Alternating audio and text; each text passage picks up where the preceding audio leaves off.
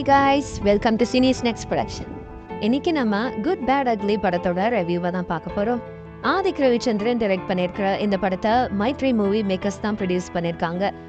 இவங்க ப்ரொடியூஸ் பண்ணுற முதல் தமிழ் படமும் இதுதான்.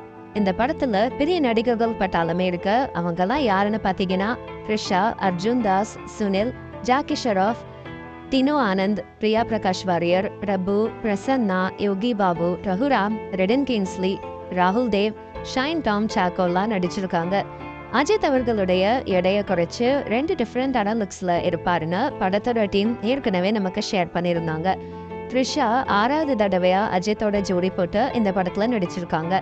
அது மட்டும் இல்லாம சலார் படத்துல பிருத்விராஜோட சின்ன வயசு கேரக்டர்ல நடிச்சிருந்த கார்த்திகேய தேவ்தா இந்த படத்துல அஜித்துக்கு பையனா நடிக்கிறாரு. அடுத்ததா சிம்ரனோ ஒரு கேமியோ ரோல்ல நடிச்சிருக்காங்க. சோ வாங்க இந்த படம் எப்படி இருக்குன்றத பார்க்கலாம். இந்த படத்தோட கதை என்னன்னு பாத்தீங்கன்னா, ஏகேவா இருக்க அஜித் குமாருக்கு இன்னொரு பேரும் இருக்கு. அதுதான் ரெட் டிராகன். இவர் ஒரு பழைய கேங்ஸ்டர். இவரு இந்த அடிதடியெல்லாம் விட்டுட்டு திருந்தி சந்தோஷமா வாழ்றதுக்காக போலீஸ் கிட்ட தானா போய் சரண்டர் ஆயிடுறாரு. இதுக்கு காரணம் இவரோட வைஃப் ரம்யாவா நடிச்சிருக்க த்ரிஷா சொன்னனாலதான். அதோட 18 வருஷம் ஜெயிலையும் இருந்துட்டு வெளியில வராரு. இவரோட பையன் தான் விஹானா நடிச்சிருக்க கார்த்திகேயா தேவ். இவருக்கு 18 வயசு வந்ததுக்கு அப்புறமா பர்த்டே விஷா எப்பவும் நீங்க ஏன் கூட தான் இருக்கணும் அப்படின்னு அப்பா கிட்ட கேக்குறாரு. ஜெயில இருந்து ரிலீஸ் ஆன ஏகே தன்னோட பையன் ஏதோ ஒரு போதைப் பொருள் கடத்தல் விஷயத்துல அரெஸ்ட் பண்ணிருக்காங்கன்னு தெரிய வருது. தன்னோட பையனை காப்பாத்துறதுக்காக பழைய தொழிலை விட்ட ஏகே மறுபடியும் அதை கையில எடுக்கிறாரு. தன்னோட பையனை அரெஸ்ட் பண்ணதுக்கு காரணமா இருந்த ஆட்களை தேட ஆரம்பிக்கிறாரு.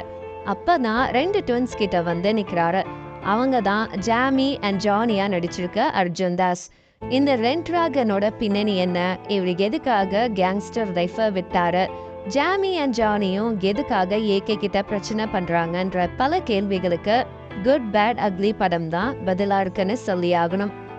ஒரு மாஸான ஃபுல் என்டர்டெய்னிங்கான பெர்ஃபார்மன்ஸை தான் அஜித் கொடுத்திருக்காரு. அஜித்தோட பழைய படங்கள் டயலாக்ஸ் அதுக்கப்புறம் ரெஃபரன்சஸ் நிறைய கொடுத்திருக்கிறதுனால அஜித்தோட ஃபேன்ஸுக்கு இது ஒரு விண்டேஜ் ஃபீலா இந்த படம் கொடுக்குதுன்னு சொல்லணும். அஜித்தோட பாடி லாங்குவேஜா இருக்கட்டும், டயலாக் டெலிவரியா இருக்கட்டும், எல்லாமே அட்டகாசமா இருந்தது. ஆதிக் ரவிச்சந்திரன் ஏற்கனவே தன்னை ஒரு அஜித் ரசிகன் தான் இன்டர்வியூல சொல்லியிருந்தாரு.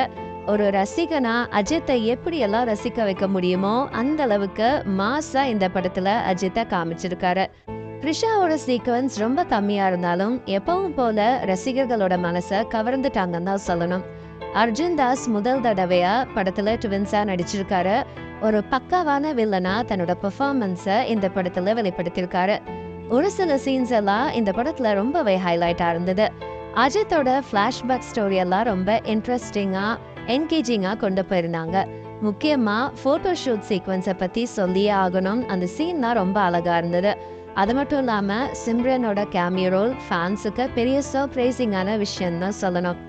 நிறைய சர்ப்ரைஸ் ட்விஸ்ட்னு காம்ப்ளிகேட் பண்ணாம ரொம்ப சிம்பிளான ஸ்டோரி, அதே சமயம் மக்களுக்கு பிடிச்ச மாதிரி ஒரு அருமையான படத்தை டைரக்டர் கொடுத்திருக்காரு. இன்டர்வெல்க்கு அடுத்து வர செகண்ட் ஹாஃப்ல வர எல்லா எமோஷனல் சீன்ஸுமே ரொம்பவே அழகா இருந்தது. அப்பா பையனுக்கு நடுவுல இருக்கிற உறவு, அதுல இவங்க வெளிப்படுத்துற சென்டிமெண்ட்ஸுமே சூப்பர்வா இருந்தது. காமெடி போர்ஷன்ஸை கவர் பண்ண ரெடன் கிங்ஸ்லி அப்புறம் யோகி பாபு இவங்களோட சீன்ஸ் எல்லாமே ரசிக்கிற மாதிரி அமைஞ்சிருந்தது. ஆக்ஷன் சீக்வன்சஸை கேப்சர் பண்ண விதம் அட்டகாசமா இருந்தது. இதுக்கு சினிமாட்டோகிராஃபர் அபிநந்தன் ராமானுஜனுக்கு தான் பெரிய கைத்தட்டல கொடுத்தாகணும். பிஜிஎம் அப்புறம் சாங்ஸ் எல்லாமே மாசா இருந்தது. ஜிவி பிரகாஷோட பிஜிஎம் படத்தோட நிறைய சீன்ஸை ஒரு படி மேல எடுத்துட்டு போயிருக்குன்னு தான் சொல்லணும். ஒரு பக்காவான அட்டகாசமான படம் தான் இது. கண்டிப்பா உங்க ஃபேமிலி அண்ட் ஃப்ரெண்ட்ஸோட இந்த படத்தை பார்க்கறதுக்கு மிஸ் பண்ணிடாதீங்க. உங்களுக்கு இந்த வீடியோ பிடிச்சிருந்ததுன்னா லைக் பண்ணுங்க, ஷேர் பண்ணுங்க, சப்ஸ்கிரைப் பண்ணுங்க அண்ட் மறக்காம கமெண்ட் பண்ணுங்க.